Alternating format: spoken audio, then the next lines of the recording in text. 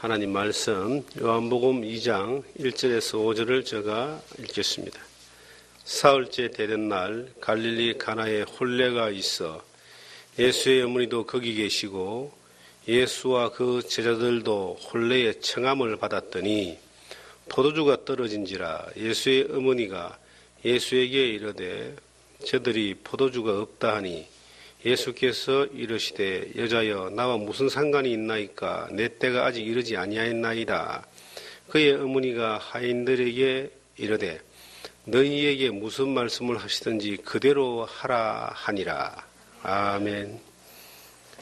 교회학교를 다녀보신 분들은 교회학교의 그 단골 메뉴로 등장하는 예수님의 이야기가 이 갈릴리 가나의 혼인잔치에서 포도주가 떨어졌는데 예수님이 물로 포도주를 만들었던 이 사건을 많이 들었을 겁니다. 이 사건은 예수님이 이 세상에 오셔서 공생의 기간을 사시면서 첫 번째로 행하신 기적입니다. 그래서 그 사건의 의미가 상당히 중요합니다. 예수님의 제자들이 예수님의 그 어머니와 함께 마리아죠. 갈릴리 가나의 혼인잔치에 초대를 받았습니다. 혼인잔치에 초대를 받았다라고 하면은 아마도 가까운 친척이나 어떤 친분이 있는 사람이었을 거예요. 우리가 아무나 혼인잔치에 초대장을 보내지 않잖아요. 마찬가지입니다. 아마 굉장히 가까운 그러한 사람의 혼인잔치에 초대를 받았을 겁니다. 갔는데 포도주가 떨어졌습니다. 잔치의 술이라고 하는 것은 그 당시에 보편화된 음식이었던 것 같아요. 어느 도시나 어떤 집안에나 나름대로의 문화가 있습니다. 결혼식도 문화가 있습니다. 예를 들면 우리나라에서 하는 결혼식하고 일본에서 하는 결혼식하고 미국에서 하는 결혼식이 결혼식이라는 의미는 똑같지만은 그 식을 진행하는 데의 문화 혹은 음식은 다 다를 거예요. 제가 목포 지방에 잔치 결혼식을 한번 간 적이 있는데 거기 가서 이제 아주 특이한 음식을 먹었습니다. 홍어라고 혹시 잡사봤는가 모르겠어요. 근데 우리가 일반적으로 지금 마트에서 사 먹는 홍어하고는 비교가 안 되는 맛입니다. 한번 먹으면 거의 졸도한 수준의 홍어인데, 그런데 그 동네 사람들은 하는 말이 잔치에 홍어가 빠지면 그건 잔치가 아니다. 잔치 음식은 항상 홍어가 나와요. 강원도 와서 이제 원주에서 살아보니까 이제 잔치집이나 장례식장에 가니까 필히 나오는 음식이 있습니다. 메밀전. 메밀전을 제가 밑에 지방에서는 먹어보질 않았습니다. 그런데 이 윗지방에는 또 메밀전이 없으면 또 잔치가 아니라는 거예요. 그 어떤 이 문화라는 게 있는데 이스라엘 예수님 당시에 그 당시에 이 잔치는 이 포도주가 아주 주 메인 이 음식이었던 것 같아요. 포도주가. 근데 포도주가 떨어졌어요. 잔치에 포도주가 떨어졌는데 이제 나는 이 성경을 보면서 이런 생각을 했습니다. 포도주가 떨어지면은 술 파는 데 가서 술을 사오면 될 텐데 왜 사러 가지 않고 이 마리아에게 이것을 요청하게 하고 마리아가 예수님에게 요청하게 하고 예수님이 하인들에게 명령을 해서 이 물이 포도주가 되게 하는 이런 사건을, 그것도 예수님의 첫 번째 기적이라고 하는 그 사건을 만들게 연출하게 했는가 하는 생각을 해보게 됩니다. 우리가 성경을 보면은 성경은 기록한 목적이 있어요. 다른 말로 하면 성경을 기록하신 하나님의 의도가 있습니다. 그냥 이 책이 도덕적이고 윤리적이고 우리가 뭔가 새로운 지식을 알게 하기 위해서 스토리를 엮어놓은 것이 아니고 이 성경은 성경을 기록하신 하나님의 의도가 있습니다. 그리고 요한복음을 기록하신 하나님의 의도가 뭔가? 우리가 마태, 마가, 누가, 요한복음을 사복음서라 그러고요. 마태, 마가, 누가복음을 공관복음이라 그럽니다.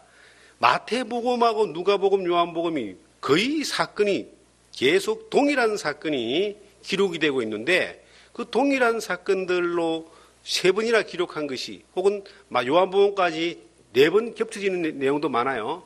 기록한 것이 4번을 기록할 만큼 중요한 사건이기 때문에 하나님이 기록하셨다라고 우리는 믿습니다. 그런데 그 기록된 의도가 조금씩 이렇게 다른 거예요. 마태복음은 이제 왕으로 오신 그리스도, 예수 그리스도가 이 세상에 하나님의 약속대로 동정녀 마리아의 태를 빌려서 오셨는데 아브라함과 다윗의 혈통을 타고 왕으로 오신 예수 그리스도에 대하여 기록되어 있습니다. 그 의도가 있는 거예요. 마가복음은 족보가 없어요. 종으로 오신 예수 그리스도, 세상의 모든 사람들을 섬기고 그 사람들을 위해 대속물로 오신 종으로 오신 예수 그리스도에 대한 그 내용이 이제 의도대로 기록되어 있습니다. 누가복음은 인자로 오신 사람의 아들로 오신 예수 그리스도에 대하여 그렇게 기록이 되어 있습니다. 요한복음은 뭐냐면 예수 그리스도가 하나님이다. 예수가 그리스도다. 요한복음 1장에 보시면 하나님을 본 사람은 아무도 없는데 아버지 품속에서 독생하신 하나님이 나타내셨다.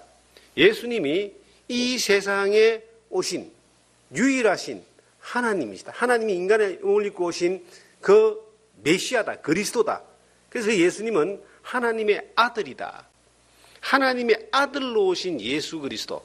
그리고 그가 하나님이신 것을 예수 그리스도의 신성을 나타나기 위하여 이 요한복음이 기록이 됩니다. 의도가. 그래서 성경에 요한복음 20장을 보시면 이렇게 기록하고 있습니다.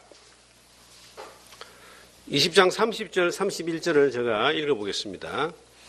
예수께서 제자들 앞에 이 책에 기록되지 아니한 다른 표적도 많이 행하셨으나 오직 이것을 기록함은 너희로 예수께서 하나님의 아들 그리스도이심을 믿게 하려 함이요 또 너희로 믿고 그 이름을 힘입어 생명을 얻게 하려 함이다. 이 성경이 기록된 목적이 뭐냐?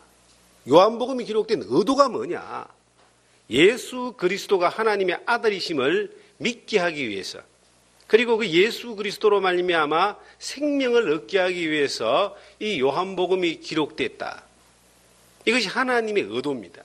그래서 하나님이 수많은 이 기적들을 예수 그리스도로 말미암아 나타나게 하셨는데 수많은 기적들 가운데서 쫙 요점 정리, 요약을 해서 이 요한복음에 1장부터 21장까지 쭉 기록해놓은 모든 그 내용의 목적은 예수 그리스도가 하나님의 아들이시고 그리스도다. 성경이 말하는 우리가 믿는 믿음의 고백의 핵심이 주는 그리스도시요 살아계신 하나님의 아들입니다. 그것을 믿게 하기 위해서 이 성경에 예수 그리스도가 하신 일을 기록한 것이고, 예수를 믿는다라고 하는 것은 보다 훌륭한 사람이 되고 뛰어난 사람이 되고 복받는 사람이 되는, 잘 되는 사람이 되는 것이 아니라 예수를 믿는다라고 하는 것은 예수 그리스도 안에 뭐가 있다고요? 생명, 영생이 있음을 알게 하기 위하여, 영생을 얻게 하기 위하여 예수를 믿는 것이다 라고 요한복음 이제 20장에 그렇게 결론을 내리고 있습니다. 좀 꺼주세요. 자, 그러면은 갈릴리 가나의 이 사건도 그냥 이제 뭐 동화와 신화 같은 성경의 이야기로 우리가 받아들이면 이거는 그냥 하나의 스토리에 불과한 건데요. 이 갈릴리 가나에서 일어난 이 사건을 통해서 예수 그리스도가 하나님의 아들이심과 예수 그리스도의 생명을 얻게 하기 위한 그 의도에 기록된 것을 딱 맞추어서 이 성경을 우리가 함께 배워보면은 이것이 얼마나 놀라운 사건인가. 그리고 그 안에 2000년 전에 있었던 이 사건이 오늘날 나에게도, 오늘날 우리 안에도 일어날 수 있는 그러한 일어나는 그런 하나님의 의도가 분명히 있다는 사실을 우리가 확인하면서 이 성경을 보도록 하겠습니다. 조금 전에 전제에서 설명드린 대로 혼인잔치에서 포도주가 떨어졌습니다. 예수의 어머니가 예수에게 가서 포도주가 떨어졌다는 이야기를 하게 됩니다. 포도주가 없다 하니 이건 이제 사건 정황으로 볼 때 예수님의 어머니가 떨어진 포도주를 걱정할 만큼 이 혼인잔치의 주인이 예수님의 어머니와 가까웠다는 것이죠. 상관없는 사람 같으면 걱정할 필요 없잖아요. 굉장히 가까운 어떤 이 사이였던 것 같아요. 잔치와 살림을 걱정할 정도로. 그런데 예수님의 어머니가 바로 야, 포도주 떨어졌으니까 빨리 술 파는 데 가서 술 사오라 이렇게 하면 빠를 것 같은데 그러지 않을까요? 간단하잖아요. 그런데 왜 예수님에게 와서 포도주가 떨어졌다라고 요청을 했을까요? 저는 여기서 마리아의 믿음을 봅니다. 이 마리아는 예수 그리스도가 잉태될 때부터 그 잉태된 그 예수가 하나님의 아들이라는 것을 믿었다는 거예요. 누가복음 2장에 보면 잉태되는 소식을 천사를 통해서 듣잖아요. 그리고 태어났을 때에 동방박사들, 그 다음에 시몬, 그 다음에 그 들판에서 목자들, 그들을 통해서 예수가 태어나는 이 아기가 하나님이시라는 사실을, 메시아라는 사실을 믿었잖아요.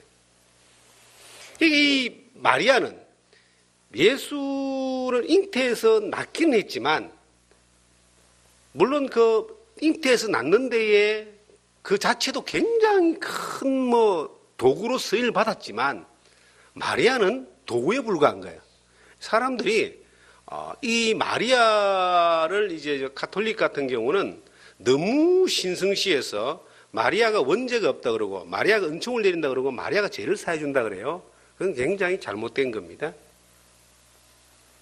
예수 그리스도 오는데 귀한 통로로 쓰임 받았지만 마리아는 영광을 받아야 되는 대상이 아니라는 거예요. 영광은 누가 받죠? 하나님과 예수님만 받는 거예요. 어쨌든 이제 마리아가 예수 그리스도가 하나님의 아들이심을 그리고 하나님이심을 그리스도이심을 그가 믿었기 때문에 어떤 문제가 터졌을 때 자기가 해결하지 못하는 문제가 터졌을 때에 이제 갈림길에 있을 거 아니에요. 돈을 가지고 포도주를 사와야 되는지 아니면 이 문제가 지금 술이 떨어졌는데 예수 그리스도에게 요청하면 해결된다는 그러한 믿음이 있는지 마리아는 어디를 선택했습니까? 방법은 있지만은 그 방법이 없는 것이 아니라 나가서 술을 사오면 되는데 그 방법보다 예수님이면 이건 해결하신다는 그 믿음의 방법을 선택했다는 것이죠. 이게 우리에게 주는 하나의 정말 큰 교훈이 됩니다. 우리가 살아가면서 삶의 여정 가운데서 우리가 인생을 살면서 지금 우리가 갈릴리 가나의 혼인잔치에 있는 사람일지도 모릅니다. 우리는 좀 더 즐기고 행복한 것을 위해서 살잖아요. 그런데 우리 앞에 어떤 문제가 딱 생겼습니다. 우리가 추구하고 우리에게 즐거움을 줄 수 있는 것이 다 끊어져 버리는 그러한 일들이 발생할 수가 있습니다. 문제 없는 사람들이 얼마나 있겠습니까? 어느 집이든 누구든 만나보면 다 문제가 있어요. 한두 가지 문제를 안 가지고 있는 사람이 없습니다. 그런데 문제를 해결하는 방법이 그냥 간단하게 세상에 우리가 배워왔던 방법대로 포도주 떨어졌으니까 술집에 가서 포도주를 사가오는 방법을 선택하는 사람이 있고 문제가 딱 생겼을 때에 우리가 해결하지 못하는 문제에 부딪혔을 때에 뭔가 누군가의 힘을 도움받든지 아니면 누군가에게 어떤 방법을 의지해야만 되는 상황이 생겼을 때에 이 마리아처럼 예수님에게 나와 요청하는 사람이 있다는 거예요. 어떤 사람이 기적을 보느냐, 이게 중요한 겁니다. 우리가 돈 주고 나가 사오면은 사올 수 있어요. 그런데 기적을 볼 수는 없어요. 그런데 예수님에게 요청하면은 뭘 볼 수 있다? 기적을 볼 수 있다. 신앙생활을 하면서 믿음의 삶을 살면서 기적을 보지 못하고 사는 사람만큼 하나님을 경외하지 않는 사람이 없습니다. 우리가 살아가는 삶에 하나님이 살아계시고 역사하시는 것을 경험하지 못하고 살면요, 하나님이 두렵지 않아요. 하나님 앞에 겁먹지 않습니다. 다 자기 생각대로 모든 걸 다 이렇게 해석해 나가는 거예요. 사람의 이 생각이 얼마나 좁은 줄 아십니까? 자기가 생각하는 이상을 절대로 넘어가기가 힘든 게 인간입니다. 그런데 그 생각하는 이것이 자기라고 하는 자기의 방법, 세상의 방법. 우리가 성경에 보니까 육신의 생각이 있고 영의 생각이 있어요. 세상의 영이 있고 하나님의 영이 있어요. 성경에 보시면 육신의 생각과 세상의 영을 쫓아서 우리가 생각하고 계산하고 선택하면은 살아갑니다. 세상 모든 사람들이 그렇게 살아가는 것처럼 살아가요. 그런데 뭘 느낄 수 없느냐? 뭘 경험할 수 없느냐? 하나님의 능력을 경험할 수 없습니다. 그런데 영의 생각을 쫓아서 하나님의 생각을 쫓아서 우리가 나아갑니다. 그러면은 뭔가 세상에서 볼 때 어리석게 보입니다. 뭐 저런 걸 하고 있어. 그런데 그렇게 갔을 때에 살아계신 하나님의 능력을 볼 수 있는 겁니다. 그럴 때 우리가 삶이 하나님 앞에 겸손해지고 우리가 하나님 앞에 담대해지는 것뿐만 아니라 하나님 앞에 더욱더 겸손해지는 겁니다. 이것이 신앙생활의 삶이 연결될 때 하나님의 손에 붙들린 사람, 하나님의 역사에 쓰임받는 사람, 하나님 일을 볼 수 있는 사람들로 나아갈 수가 있는 것입니다. 사랑하는 성도 여러분, 우리가 이 주일날 말씀을 듣고 예배에 참석하고 기도하고 또 집에서 경건의 시간을 가지고 합니다. 성경을 이렇게 볼 수 있다라고 하는 건 참 큰 복이에요. 목사의 일을 하면서 가장 큰 복이 뭔가? 제가 아침에 나오면서 그런 생각을 잠깐 했어요. 목회를 하면서 가장 큰 복이 뭔가? 성경을 안 보면 안 되는 상황이니까 너무 좋다는 거죠. 성경을 안 보면 안 돼요. 하나님 앞에 도움을 구하지 않으면 안 돼요. 왜냐하면 계속 말씀을 전해야 되니까. 우리가 일상을 살면서 말씀을 전한다라고 하는 거룩한 부담이 없는 사람들은 일주일 동안 성경 한 자도 안 보고 이 자리에 오신 분들 계시잖아요. 성경을 들고 다니도 한 번도 안 보잖아요. 집에 가서 성경 보는 시간이 없어 아니라 볼 수 있는 마음이 없는 거예요. 여유가 안 되는 거예요. 쉬고 싶고 다른 거 하고 싶고. 그런데요, 목회를 하다 보니까 너무 감사한 거는 성경을 안 보면 안 돼요. 제가 설교 말씀을 전하고 하는 것이 일주일에 보통 한 4번 정도 합니다. 예배 때도 하게 되고 또 학교에서도 가르치게 되고 또 전하게 되고 4번에서 어떤 때는 많을 때는 6번, 7번도 해요. 그러면은 내가 이 하나님 말씀을 전할 때에 하나님이 주시는 말씀에 대한 겸손히 듣는 자세를 가집니다. 그건 성경을 기도하고 볼 수밖에 없는 거예요. 이건 참 이 세상이 누릴 수 있는 큰 복이다라고 하는 그런 생각을 오늘 아침에도 그런 생각을 하면서 감사하면서 그렇게 오늘 이 교회에 왔습니다. 여러분 한번 생각해 보십시오. 여러분은 살아가는 삶 가운데 여러분이 가지고 있는 것으로 해결하는 것에 익숙하지 않습니까? 살 떨어지면 돈 주고 얼마든지 사올 수 있고 카드 있으니까 뭐든지 쓸 수가 있고 어떤 일에 대하여 사람한테 도움을 구하면 사람이 도와줄 수 있고 내가 요청하면 여러 가지 문제를 해결할 수 있고 일할 수 있고 그러한 일들에 우리가 익숙해져 있기 때문에 문제는 뭐냐면은 우리의 삶 가운데서 어떤 이 포도주가 떨어졌다라고 하는 절박한 상황에 왔을 때에 내가 어느 쪽을 선택하여 문제 해결 방식을 찾느냐라고 하는 것입니다. 예수 그리스도에게 나와서 요청하는 그 마리아의 믿음처럼 요청했을 때 사람들이 생각할 때는 뭐 저런 생각을 하고 저런 방법을 쓸까라고 오해하거나 비난할 수 있습니다. 왜냐하면 세상 사람들이 생각하는 방법이 이해가 안 되잖아요.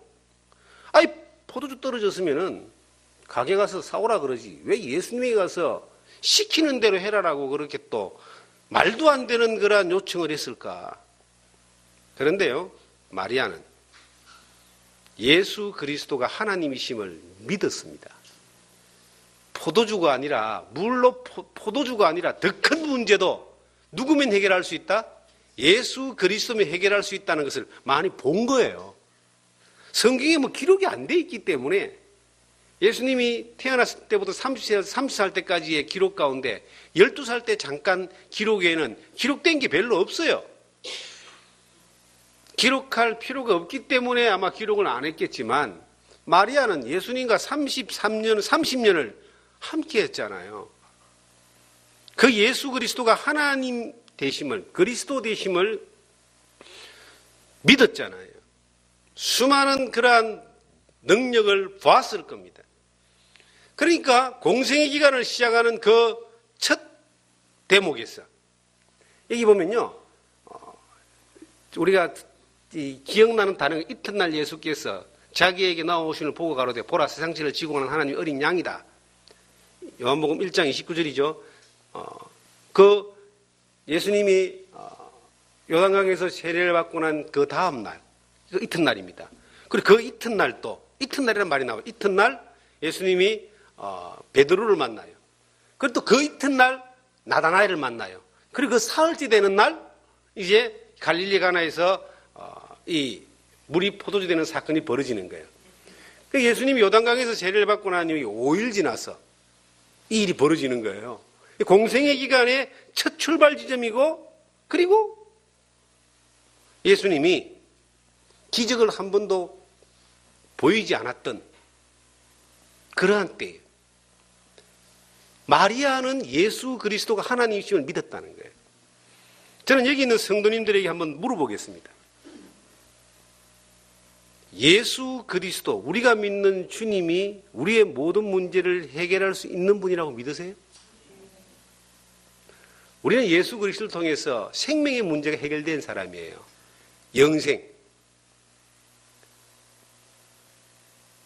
하나님이 세상을 이처럼 사랑하사 독생자를 주셨으니 이는 저를 믿는 자마다 멸망치 않고 영생을 얻을 것이다. 예수 그리스도를 통해서 영생의 문제가 해결됐습니다. 영생만 해결됐습니까? 우리의 생명에 관한 모든 문제가 예수 그리스도 안에서 예수님이 책임을 졌어요. 영원히 멸망치 않는다. 그 예수님 앞에 지금 내가 처해 있는 수많은 문제들을 해결할 수 있지 않을까요? 저는 신앙생활을 하면서 주님이 살아계심을 믿고 경험했고 전하고 있습니다. 예수님이 살아계셔요. 어제나 오늘이나 영원토록 동일하시다. 하나님 우편에 지금 계셔요. 예수 그리스도의 살아계심에 대하여 배운 바대로 믿음의 길을 선택하려고 할 때에 늘 부딪히는 게 뭔지 아세요? 믿음의 길을 경험하지 못했던 사람들의 세상적인 방법으로 배운 그대로 해결하려고 하는 그 생각들 때문에 많이 부딪힘을 가져옵니다. 그리고 말해가지고도 안 돼요. 경험해봐야 되는 부분들이거든. 그래서 마리아는 모든 사람이 선택하지 않는 방법을 선택해서 예수님에게 시키는 대로, 예수님이 말하는 대로 그대로 너희들이 따라해라라고 그렇게 명령을 한 거예요. 왜? 본인이 경험했기 때문에. 여기 계신 성도님들에게 믿음의 방법들의 삶에 대하여 우리가 부딪힌 어떤 문제를 나놓고 믿음의 방법을 선택하려고 했을 때에 믿음의 방법을 경험하지 못했던 성도님들이라면 그것에 대해 동의할까요? 동의 안 합니다. 그런데 경험해보지 못했다 할지라도 어떤 사람은 동의하느냐? 하인들. 하인들은 동의해. 왜? 하인들은 자기 생각이 없거든요. 하인들은 뭐예요? 시키는 대로 하는 사람들이잖아요. 적어도 성도들의 어떤 자세가 우리가 예수 그리스도의 종이다, 하나님의 집의 청직이다, 하임이거든요. 그런 겸손한 자세만 되어 있으면은 내가 동의하지 않아도 시키는 대로 할 수 있는 믿음은 된다는 거예요. 그러면 역사가 나타나는 데에 동참할 수 있다. 우리가 신앙생활을 해나가는 가운데 너무나 인간적인 삶을 사는 것 같아요. 저 또한 그렇습니다. 순간순간 세상적이고 인간적인 것들에 대하여 너무나 많이 밀려와요. 왜냐하면 우리 안에 있는 근본적인 이성이라는 게 있습니다. 욕심이라는 게 있습니다. 욕구라는 것이 있습니다. 그리고 합리적인 어떤 배운 지식이 있습니다.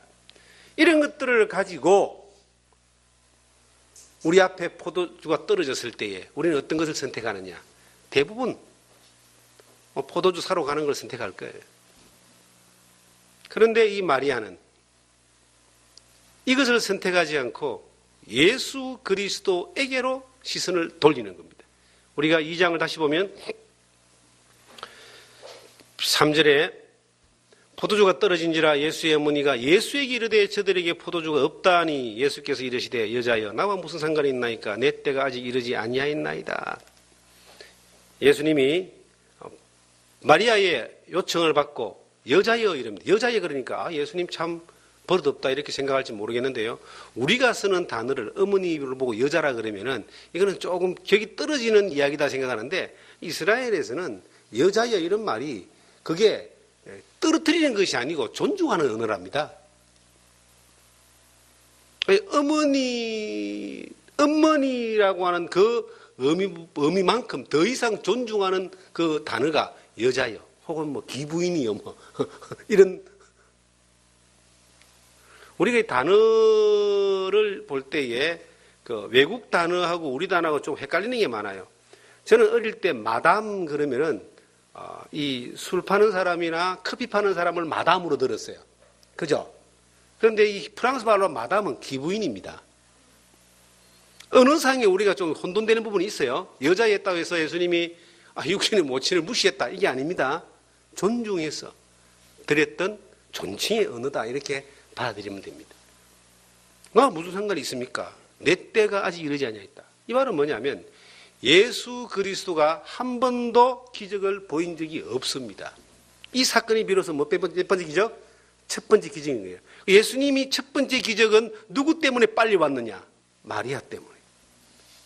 마리아가 예수님에게 요청한 것 때문에 예수님이 그 요청을 받아들이는 거예요.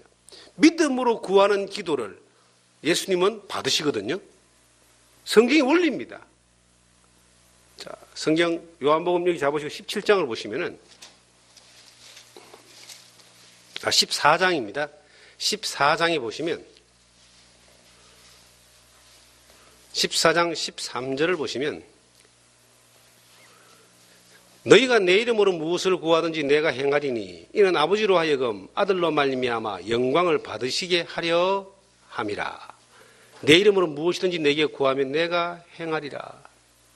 예수님은 내 이름으로 구하면 내가 행해준다.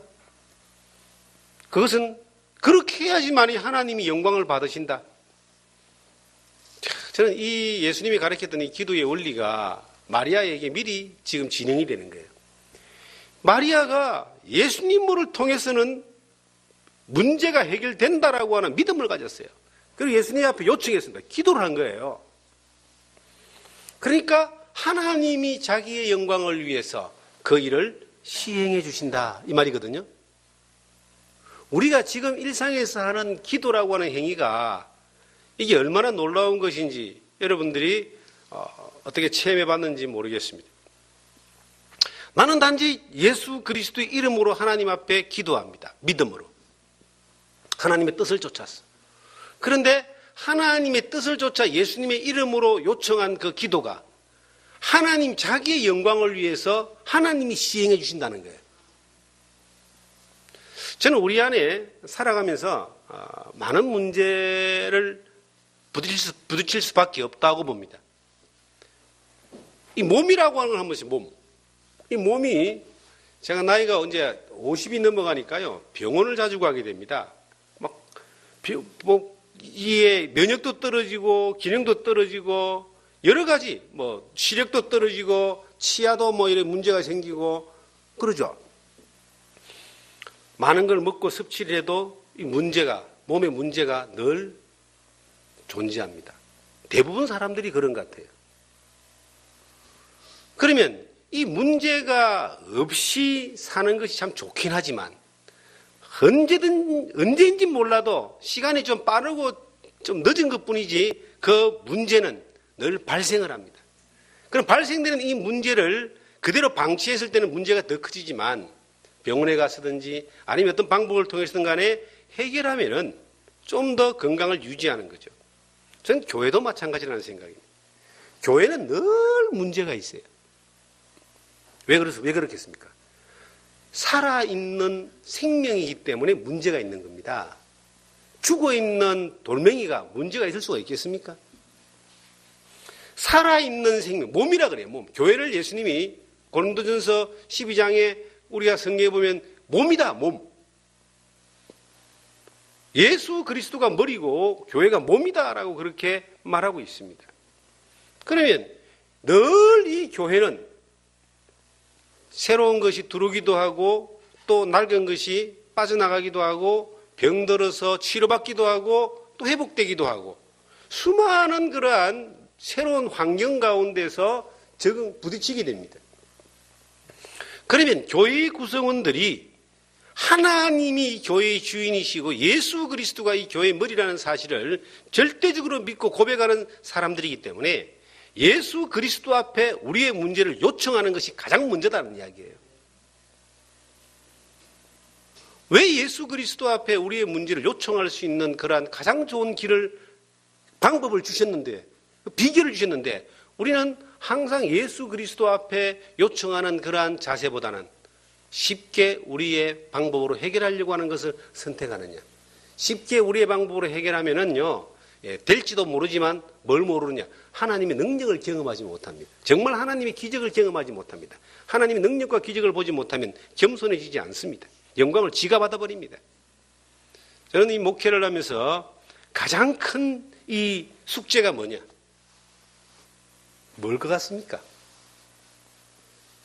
가장 큰 숙제가 교만입니다. 이 교만이라고 하는 것이 가장 큰 숙제예요. 마귀도 원래는 마귀가 아니라 천사였다가 교만 떨다가 마귀가 됐잖아요. 수많은 사람들이 교만은 패망의 선봉이라는 절대적인 원리에서 그냥 넘어지는 거예요. 저도 그렇습니다. 그럼 교만이라는 것은 다른 말로 하면 내가 영광을 받는 것을 성경은 가장 나쁜 교만이라 그럽니다. 하나님의 영광을 지가 차지하는 것. 당당하고 담대한 것을 교만이라고 말하면 안 됩니다. 예수님은 누구보다 당당했고 바울과 베드로는 생명, 죽음 앞에서도 당당했습니다. 담대했습니다. 그건 교만이 아니죠. 교만의 엄밀한 의미는 영광을 지가 차지하는 것을 가장 큰 교만이라고 그럽니다. 하나님이 받을 영광을 자기가 도둑질하는 거예요. 성경은 먹든지 마시든지 무엇을 하든지 하나님의 영광을 위해서 해야 했습니다. 기도가 응답되는 것도 하나님의 영광을 위해서라고 성경은 말합니다. 하나님의 영광을 도둑질하는 그 도둑놈만큼 나쁜 도둑놈이 없어요. 마귀가 그래서 마귀가 된 건데, 마리아가 자기가 영광을 취하는 것이 아니라 누구에게 영광이 가도록 했느냐면 누구에게? 예수 그리스도에게. 이 문제를 내가 해결하는 것이 아니라 누가 해결한다? 예수님이 해결한다 이거예요. 해결도 예수님이 하지만 영광 누가 받아요? 해결하신 그분이 받는 거예요. 우린 때로는 이 교회의 어떤 일들을 해나가는 데 있어서 큰 교회나 작은 교회나 적은 교회는 좀 덜합니다. 적은 교회는 뭐 영광받을 일이 별로 없기 때문에 좀 덜합니다만 큰 교회는 영광받을 일이 너무 많아가지고 잘못될 가능성이 참 많습니다. 왜냐하면 사람들의 습성은요, 사람에게 자꾸 영광을 몰아주고 싶은 그런 마음이 있습니다. 그러면 저에게는 그런 마음이 없는가? 저도 영광 받고 싶은 마음이 없는 게 아니에요. 자꾸 이게 올라와요. 올라오는데 참 감사한 것은 하나님이 내 연약함을 아시고 팍팍 밟아버리니까 이게 이제 안 올라오는 거예요. 올라오는데 밟는 거예요. 요즘 봄날에 농사 짓는 분들이 아마 그 잡초를 캐내는 풀맨다 그러죠? 참 힘들 거예요. 이게 자꾸 올라오는데 중요한 건 올라올 때마다 뽑아내면 된다는 겁니다. 올라와가지고 자리를 잡아버리면 이게 안 되죠. 참 심지도 않은 가시나무, 이 잡초는 얼마나 잘 자라는지 모르겠어요. 잘 심어놓은 나무들은 안 가꾸면은, 잘 안 가꾸면은 또 죽습니다. 우리의 믿음의 이 좋은 씨앗이 잘 가꾸어져야 되는데, 그러기 위해서는 그 좋은 영양분과 이 충분한 수분과 햇빛이 잘 공급돼야 되는 것처럼 성령의 은혜와 하나님의 말씀과 예수 그리스도의 그 큰 사랑이 이 교회를 통해서 하나님의 은혜를 통해서 잘 공급되어지는 사람은 그래도 잘 자랄 수 있습니다. 전혀 멀리 떨어져 있고 마음적으로 환경적으로 이게 멀리 있는 사람들은 이게 참 잘 자라주면 참 좋은데 그 옆에 잡초가 더 잘 자라가지고 믿음 안에서 잘 세워지기가 참 힘든 것을 저는 보게 됩니다. 신앙은 식물이 자라는 것과 같이 사람이 성장하는 것과 같이 성장하는 것을 상당히 중요시하게 말씀하고 있습니다. 태어나는 것만큼 중요한 게 성장하는 것입니다. 그런데 그 성장을 방해하는 것들이 뭘까요? 우리의 삶 가운데서 우리가 예수 그리스도 앞에 그리스도의 능력을 믿지 못하고 우리 앞에 있는 그 문제들을 예수 그리스도 앞에 내려놓고 요청하지 아니하고 내 방법으로 해결하려고 하는 그러한 수많은 시도들이 성장을 방해하는 것이고 하나님 능력을 보지 못하는 것이고 옆에 사람에게까지도 나쁜 영향을 미칠 수가 있다는 겁니다. 물로 포도주가 바뀌어졌을 때 어떤 일이 벌어졌냐면은, 자, 성경 보면은 저 뒤에 11절에 보시면, 2장 11절에 보시면,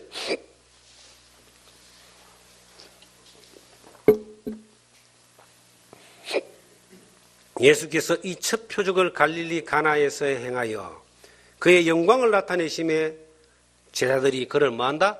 믿으니라. 굉장히 중요한 단어가 이 하나 나옵니다. 물로 포도주를 만들고 난 것이 첫 번째 기적인데 예수 그리스도의 영광이 나타났다. 자, 마리아의 영광이 나타났습니까? 예수 그리스도의 영광이 나타났습니까? 예수 그리스도의 영광. 마리아는 영광받을 존재가 아닙니다. 누구만? 예수 그리스도만 영광을 받는 거예요. 그리고 예수님이 영광을 받으니까 그 다음에 자동적으로 연결되는 것이 뭐냐니까 제자들이 그를 믿으니라. 우리가 하나님이 우리를 통해서 영광을 받으시고 예수 그리스도가 우리를 통해서 일하심을 경험할 때에 내 주변에 있는 사람들도 예수가 그리스도이심을 믿는 거예요.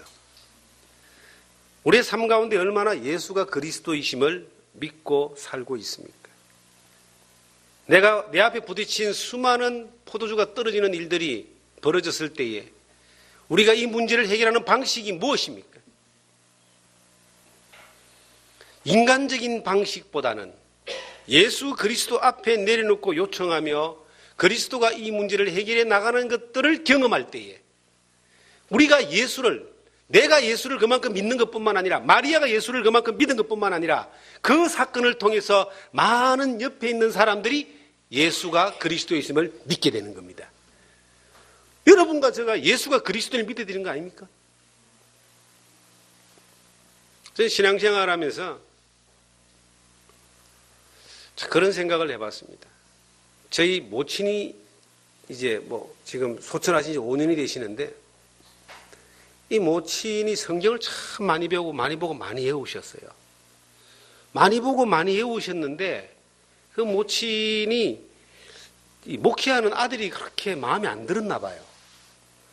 그래서 아들에 대하여 계속 이렇게 잔소리를 많이 하셔요. 여러 가지 어떤 이야기들을 이렇게 지적을 많이 하셔요. 그래서 어머니 말씀이니까 제가 이제 크게 잔소리도 힘이 있어야 한다고 많이 하세요. 그렇게 이제 그런 태도로 했었는데, 한 번은 제가 어머니에게 물어봤습니다. 어머니 마음에 드는 목회자나 성도들이 얼마나 있습니까? 물어보니까 우리 어머니 가만히 계시더니 한 명도 없다. 이게 본인의 마음에 드는 어떤 이 목회자나 성도가 한 명도 없는 거예요. 그 아들도 별로 마음에 안 들죠. 그래서 제가 또 하나 더 물어봤습니다. 어머니 하나만 더 여쭈겠다, 물어보겠다. 뭐냐? 혹시 어머니는 마음에 드세요? 어머니 자신은 마음에 드세요? 나는 내 마음에 안 든다. 그런 고백을 제가 들었습니다. 그래서 제가 어머니한테 그런 이야기를 했습니다. 완벽한 사람이 없습니다. 부족한 것을 긍휼히 여기는 마음이 참 중요합니다. 내가 성경 좀 안다고 해가지고 성경의 기준을 놔놓고 자기가 성경처럼 사는 것처럼 착각해서 남을 판단하고 잣대로 재고 그리고 옳고 그름을 따지고 하는 것이 이게 지혜롭고 성숙한 것이 아니라 이것은 상당히 어리석은 겁니다. 사람에 대하여 완벽을 추구하면요, 그 사람에 대하여 불평이 생기게 됩니다. 고부관계의 갈등이 왜 생기는 줄 아세요? 서로가 추구하는 기준이 있는 거예요. 기준이 있는데 기준이 안 맞으니까 불평이 되는 겁니다. 불평이 쌓이니까 관계가 안 좋아지는 거예요. 그런데 기준을 다 내려놓고, 야, 존재 자체만으로도 감사하다 라고 받아들인다면 갈등이 안 생길 거예요. 부부관계는 어떨까요? 부부관계가 어렵고 갈등이 있는 사람들을 만나봅니다. 그러면 100% 서로가 추구하는 방향이 기준이 안 맞는 거예요. 그것 때문에 서로 갈등이 생기는 거예요. 그런데 그 사람을 긍휼히 여기는 마음이 생기면 갈등이 안 생깁니다. 왜 어머니가 좀 모질하는 자식이 있는데도 이 아이에게 불평하지 않고 불만하지 않고 이 아이를 모질하는 것을 붙들어주고 채워주고 그렇게 끊임없이 그렇게 짐을 지고 가도 감사할 수 있느냐? 긍휼히 여기는 마음이 있기 때문이에요. 제가 아는 어느 어머니가 태어날 때부터 아이가 좀 문제가 생겼습니다. 선천적인 문제가 생겨서 나이가 지금 중학교 가는 나이인데도 덩치는 나만한데도 이 지능은 2살 정도의 지능입니다. 그런데 그 어머니를 보면 참 존경스러운 거예요. 자, 이게 참 천사 같다는 생각이 들어. 그 아이가 하루에 이 싸대는 먹는 건 엄청 먹고요. 싸는 것도 엄청 쌉니다. 용변을 못 가립니다. 세탁기를 4번씩 돌린대요. 일생이 그냥 그 아이는 매여가 살아요. 그런데도 늘 밝아요. 그리고 아이에 대하여 도리어 미안한 마음을 가지고 불쌍한 마음을 가지고 그렇게 사랑스럽고 이런 표현을 하는 걸 들으면은 야, 나는 경험해보지 못했기 때문에 정말 참 존경스럽다. 근데 그 마음이 어디서 왔을까? 바라는 게 없으니까 그런 겁니다. 뭔 말인지 아시겠어요? 존재 자체만으로 감사한 거예요. 우리가 우리에게 누군가에게 바라는 기준이 있으면은 그 기준이 이게 자기는 아무것도 아닌데 기준은 대단히 높아. 그 기준에 따라 선택을 하니까 누가 눈에 들겠습니까? 근데 서로 불쌍히 여기라고 성경은 기록하고 있습니다. 저는 기준을 안 높이려고 굉장히 노력합니다. 훈련을 받는 사람에 대해서는 이거는 훈련을 시켜야 된다라는 어떤 그런 교육과 훈련에 대한 어떤 그런 부담이 있기 때문에 이거는 어떤 기준을 끌어올려야 됩니다. 엄격하게. 그러나 성도들이나 내 자녀나 아내나 누구에게도 제발 기준을 높이지 말자. 내가 내 스스로 주님 안에서 좀 더 성장하고 자라는 것은 얼마든지 필요하고 추구해야 되는 거지만 다른 사람을 바라보는 기준은 높이지 말자. 자식이 공부를 너무 시켜가지고 자식이요, 이 인생을 잘못되는 사람들이 많습니다. 부모의 기준에 자식을 맞추려고 하니까 자식이 다행스럽게 공부를 잘하고 즐기고 하는 사람 같으면 문제가 다른데 그렇지 않는데 부모의 기준에 맞추어서 계속 요구를 하면요, 이 부모 자식이 참 힘들어집니다. 그런 경우들, 갈등들을 많이 보잖아요. 주님은 우리를 어떻게 보시는가? 하염없이 사랑하는 대사로 보니까 주님은 우리에게 불평이 없어요. 그리고 주님은 항상 우리를 용서해 주세요. 왜냐하면 부족한 줄 아니까. 자, 교회는 어떻습니까? 여러분들 자식들 다 키우잖아요. 자식들이 사랑스럽습니까? 여러분들이 자식들이 사랑스럽다라고 하는 것은 이건 본능적인 건데, 불평이 없으려면은 기준을 낮춰야 됩니다. 내가 요구하는 기준이 낮아져야 되는 거예요. 바라는 게 없어야 어떤 면에서 더 행복해집니다. 내가. 하나님 키우신다고 믿어야지 더 행복해지는 거예요. 전들 욕심이 없겠습니까? 자식한테?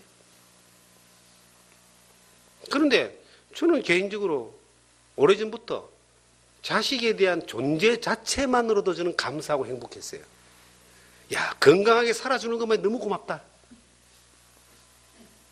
물론 이제 살짝 욕심 들어오긴 하지만, 그러나 기본적인 것은 절대로 기준을 높이지 않습니다. 제 아내에 대해서요, 사람들은 그런 이야기를 합니다. 목사님은 참 이 가정이 너무 행복하고 그 사모님이 너무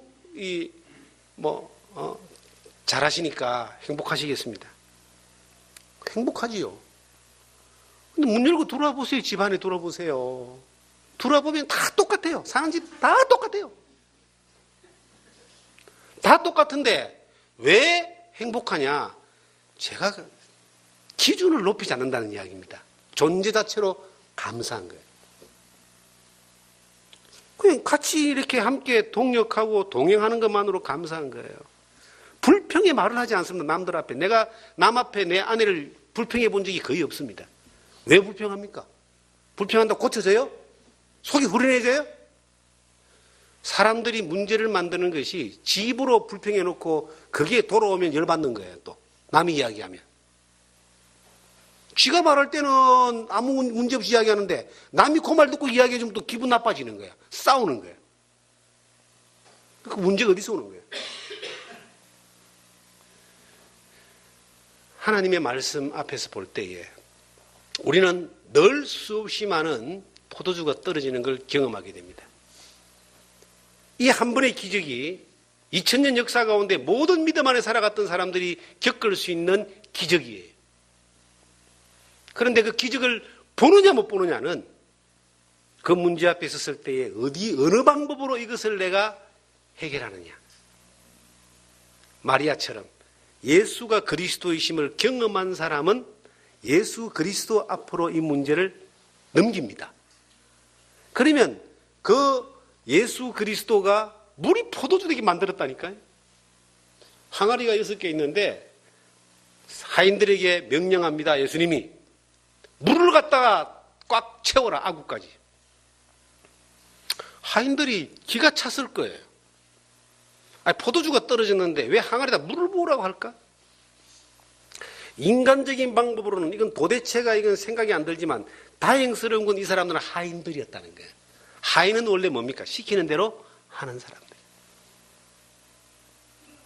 내가 믿음이 없으면 시키는 대로는 할 수 있는 마음을 가져야 됩니다.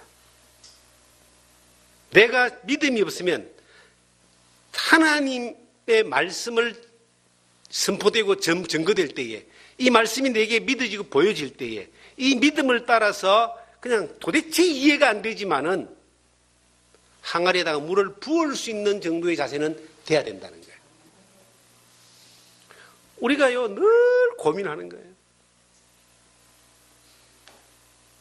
육신의 생각과 영의 생각, 성령의 소욕과 육신의 소욕이 늘 우리 안에 고민하는 겁니다. 아마 오늘 이 교회에 예배에 참석하신 분들도 이분 가운데 야 오늘 교회 가야 되나 말아야 되나 다른 약속이 있는데 고민하다가 오신 분들 계실 거예요. 또 어떤 분은 고민하다가 안 오신 분도 계실 거예요. 늘 싸우는 거예요. 이 두 가지가. 제가 저녁에 먹은 마음하고 아침에 먹은 마음이 오늘 아침에 먹은 마음이 달라질 수 있습니다. 어쩌녁에는 이런 마음을 먹었어요. 교회 앞에 이 하단 공사를 좀 해야 되는데, 야, 내가 마음에 참 헌금을 좀 해야 되겠다. 그런 마음을 어쩌녁에 먹었어요. 그리고 그 먹은 마음을 가지고 헌금을 딱 준비해 놓고 잤습니다. 아침에 딱 나오는데 생각이 딱 달라지는 거예요. 이건 내가 왜 하지? 교회가 알아서 하면 되는 거고, 뭐, 성도들이 필요하면 되는데, 나도 살기 힘든데 왜 하지? 아침에 생각 들었던 마음입니다. 제 마음이 그래요. 그리고 아침에 교회를 딱 왔습니다. 마음 바뀌기 전에 빨리 하자. 마음이 바뀐다니까요. 누가? 목사도 그런 마음이 바뀐다니까. 그걸 제가 알아요. 그래서 처음 드는 마음이 이게 성령이 주신 마음이다. 두 번째, 바로 따라오는 마음이 마귀가 주는 마음이다. 세 번째, 빨리 결정하는 것이 지혜다. 이게 나도 그런 생각을 하는데, 여기 있는 성도님들이 그런 생각을 하고 지내는 것은 지극히 당연한 거예요. 그런데 이것을 이길 수 있는 방향으로, 믿음의 방향으로 선택해서 갈 수 있도록 보여주는 것이, 이것이 마리아의 역할이다. 마리아는 뭐 어떻게 했습니까? 똑같은 기로에 섰지만 평소에 경험했던 대로 어디로? 예수님에게로. 성령의 방법, 믿음의 방법을 선택해서 가버린 거예요. 해놓고 난 뒤에 마리아는 던져놓고 그냥 끼쓴 겁니다. 그 다음에 누가 했느냐? 던져놨는데 그때부터 일을 누가 하신다? 내 때가 이르지 않았다 해놓고 난 뒤에 예수님이 하셨어요. 야, 항아리에 물 갖다 부어. 부었습니다. 그래? 다 채워졌어? 자, 그걸 떠다가 연회장으로 갖다 줘. 그런데 깜짝 놀랄 일이 벌어지는 거예요. 자, 보겠습니다.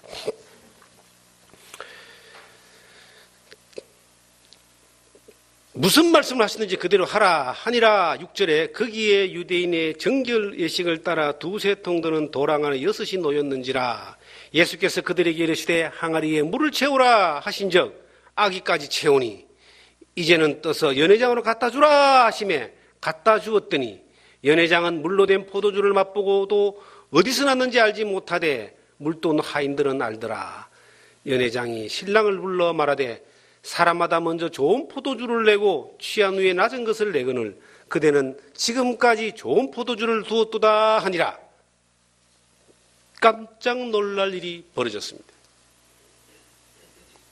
이걸 떠다만 줬는데 포도주가 이전 포도주보다 더 좋은 포도주를 맛보게 됩니다. 이게 어디다 숨겨놓고 나왔는지 연회장도 몰랐다. 분명히 떨어졌는데 이 좋은 포도주가, 자기가 만들지 않은 포도주가, 자기가 준비하지 않은 포도주가 어디서 났는지 알지 못했다. 하인들만 알더라. 하인들은 거기에 쓰임받은 존재들이잖아요. 사랑하는 성도 여러분, 우리 앞에 수없이 많은 포도주 떨어진 일들이 벌어집니다. 그럴 때마다 여러분, 갈릴리 가나에서 예수님이 행하셨던 이 기적을 기억하십시오. 여러분들이 마리아가 되셔야 됩니다. 마리아가 안 되면 하인이라도 되셔야 됩니다. 하인들은 알더라. 하나님의 역사를 아는 사람이 돼야 돼요. 우리가 이 교회의 일이라고 하는 것은 모두가 함께 하는 겁니다. 목사일 따로 있고 장로일 따로 있는 게 아니에요. 함께 하는데 역할이 다른 겁니다. 복음 전하는 집회를 하게 되면은 누가 합니까?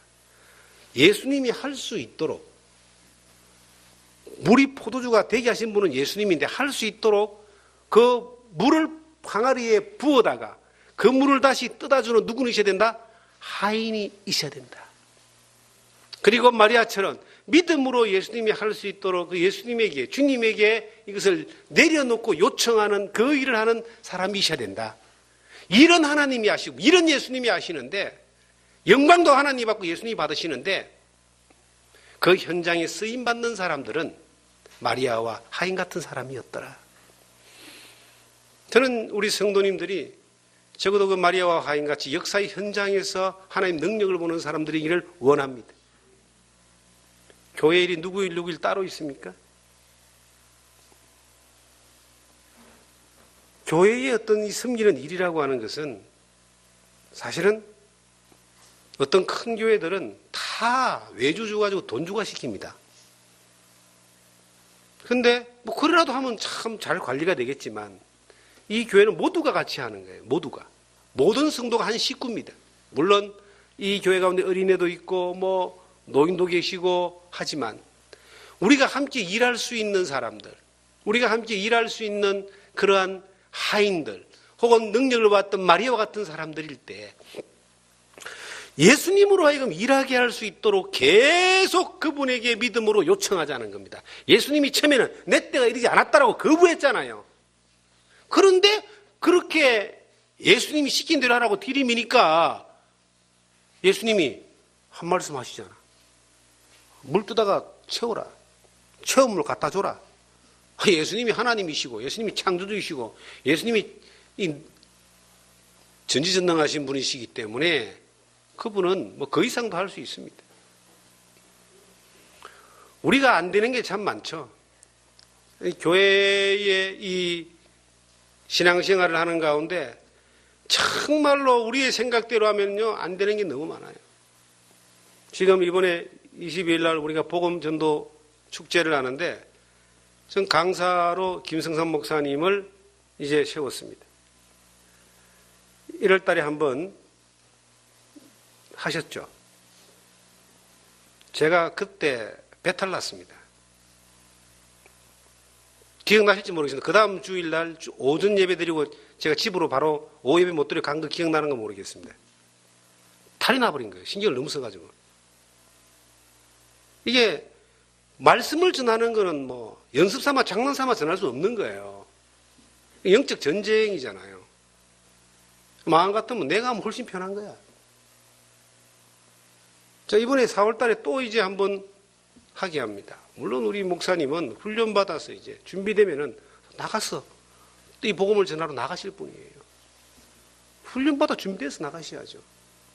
이제 실전인데 전 딱 한 가지를 믿습니다.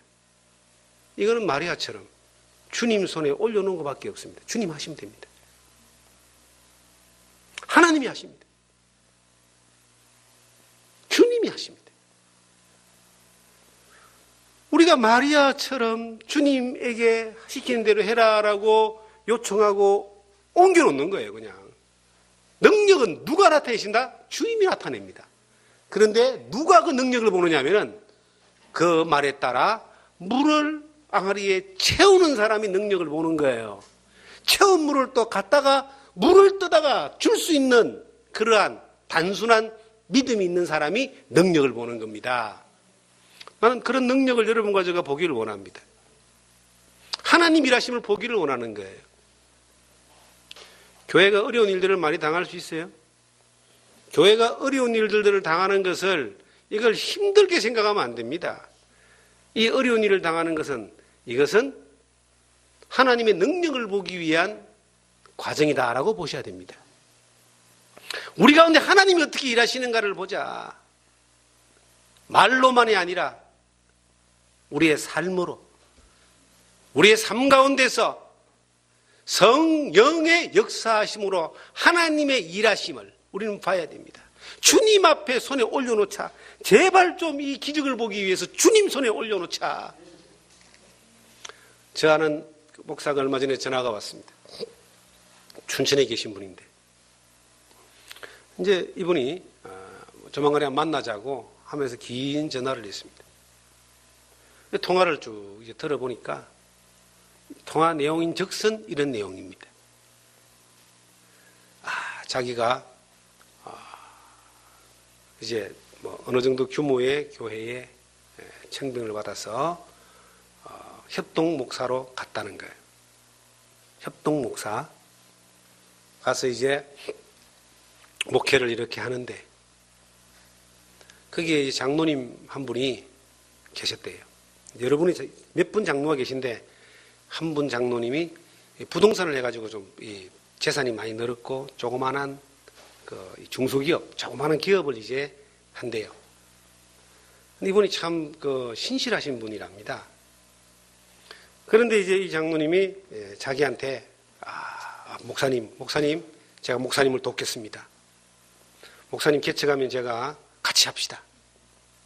뭐 그러면서 이제 어려운 생활 환경 가운데 필요한 물질도 많이 공급을 이렇게 해 주셨다는 거예요. 그래서 좀 편안하게 목회를 했다는 겁니다. 형편이 좀 폈어요. 그런데 이제 가까이 사귈수록 그 장로님이 참 마음에 불편함이 생기는 거예요. 왜냐하면은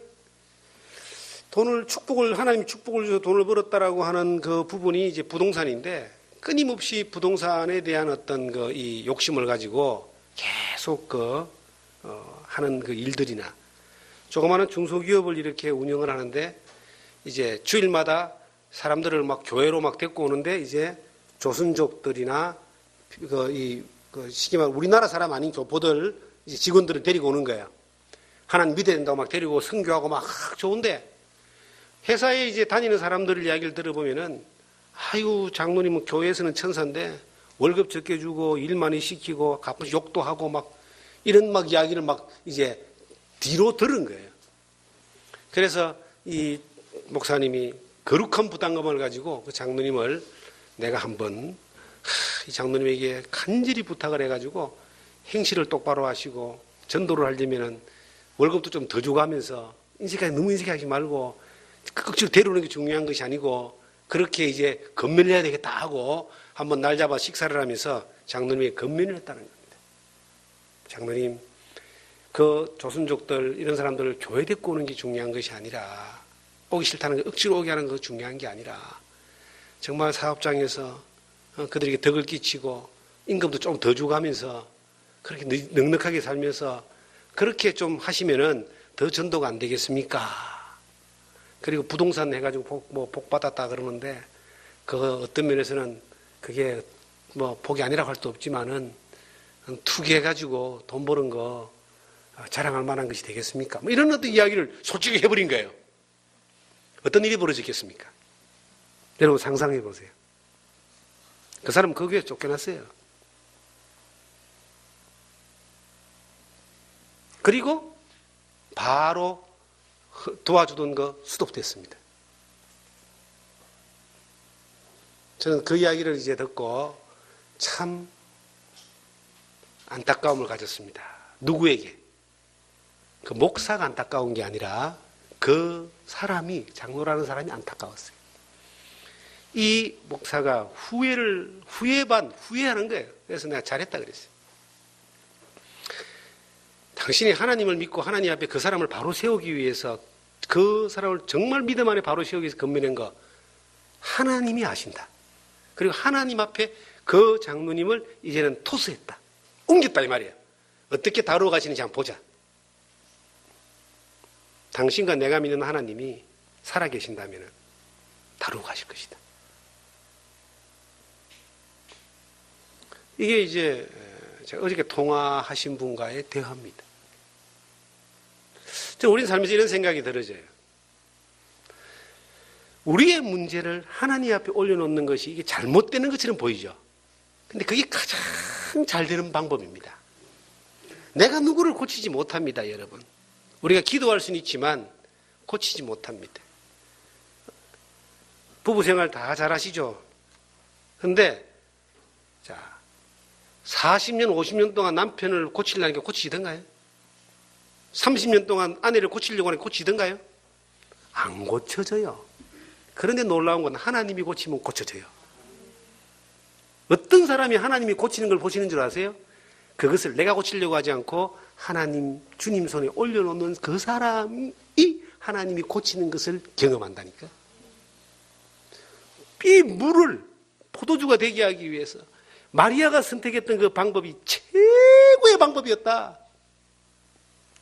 질 좋은 포도주, 모든 사람이 놀라는 기적, 그 기적으로 말미암아 그리스도가 영광을 받고 많은 사람으로 하여금 믿게 만드는 그 기적은 마리아에게서부터 출발됐다. 문제를 예수님에게 올려놓는 사람. 그 예수님이 살아계시다고 우리가 믿는다면 그 예수님이 해결하시는 것도 보게 된다는 거예요. 우리 앞에 있는 많은 부딪히는 일들이 있을 겁니다. 앞으로 될 일을 누가 합니까? 천국 가는 것 외에는 보장된 게 뭐가 있습니까? 주님과 함께 살아가면서 주님의 능력과 기적을 보기 위해서는 우리가 수시로 너무나 자주 우리 앞에 있는 이 떨어진 포도주를 앞에서 주님에게, 살아계신 주님 앞에 이것을 올려놓을 수 있는 마음들을 가지시기 바랍니다. 이것이 우리 인생의 모든 문제를 해결하는 가장 중요한 일입니다. 요한복음 9장에 보시면은 소경이 날 때부터 소경된 사람을 예수님이 실로암 목가에서 이 실로암 이거 진흙발라 낫게 하는 사건이 생깁니다. 그때 제자들이 물어보는 거예요. 데리고 와서 사람들이, 이 사람이 소경이 된 것이 누구 죄 때문이냐? 그때 예수님이 하신 말씀이 있어요. 이 사람 죄도 아니고 저거 부모 죄도 아니다. 하나님의 영광을 위해서다. 느닷없이 이 말씀이 참 저는 이해가 안 가더라고요. 저는 이 성경을 볼 때 이해 안 가는 말씀들이 참 많았습니다. 물론 아직도 뭐 이해 안 가는 게 많이 있습니다. 그런데 제가 아주 오랫동안 이 말씀이 이해가 안 갔습니다. 날 때부터 소경됐는데 이것을 하나님의 영광을 위해서라고 말할 수 있느냐는 겁니다. 소경된 게 하나님의 영광과 뭔 상관이 있냐는 거죠. 이해가 안 갔는데, 소경의 눈을 하나님이, 예수님 낫게 해줬잖아요. 많은 사람들이 그 소경을 통해서 예수 그리스도가 그리스도이심을 믿게 되고 하나님의 영광을 돌렸잖아요. 지금도 우리가 소경과 같이 앞이 안 보이는 상황을 겪고 있는 사람들을 보게 됩니다. 답답하죠. 그런데 이것을 주님 손에 올려놓으면 하나님의 영광이 나타납니다. 저는 이 목회를 하면서 많은 걸 경험합니다. 사람들, 아이든 어른이든 다 그 사람들은요, 이 영적인 생각과 마귀의 생각, 육신의 일과 성령의 일, 세상적인 것과 하나님의 일에 늘 갈등하고 있습니다. 그런데 그들이 진리 안에서 그리스도로 말미암아 하나님을 믿고 믿음 안에 살아가면서 정말 올바른 믿음 안에서 성장하고 자라주기를 원하고 장차 복음의 일꾼으로 세워져서 복음을 전하는 사람이 되기를 원하는 절대적인 어떤 방향을 가지고 이제 성도들을 가르치고 권하고 또 기도하고 도우고 있지만 그게 마음대로 됩니까? 그럴 때마다 시작부터 늘 주님 손에 올려놓는 것을 계속 연습합니다. 이걸 계속 하는 거예요. 주님이 하셔야 됩니다. 이거 주님이 하셔야 됩니다. 그럴 때마다 뭘 보게 되느냐? 정말 주님이 하시는 걸 보게 되는 거예요. 그러니까 자꾸 주님에게 또 옮기는 겁니다. 주님에게. 그분 손에 올라가면 물이 포도주가 됩니다. 그것도 사람들이 한 번도 먹어보지 못했던 포도주가 됩니다. 우리가 우리의 문제를 해결하려고 하는 수많은 일들보다는 하나님의 능력으로 나타나는 이 수많은 일들을 좀 봤으면 좋겠다. 여러분의 모든 영역 가운데서 이것이 되어지기를 바라고, 저는 믿음 안에서요, 그런 담대함이 있어요. 하나님의 일은 하나님이 하신다는 담대함이 있습니다. 그리고 늘 마리아와 같은 선택을 하기를 바라는 그러한 깨어있는 사람이기를 원하는 거예요. 능력을 봤기 때문입니다. 지금까지 봤기 때문에. 지금도 보고 싶고, 앞으로도 보고 싶고, 여러분과 함께 보고 싶고, 이 교회와 함께 보고 싶고, 하나님의 영광이 나타나는 것을 우리가 마음껏 보면서 살아가는 그러한 은혜가 임하는 여러분과 제가 되기를 주님의 이름으로 축원합니다.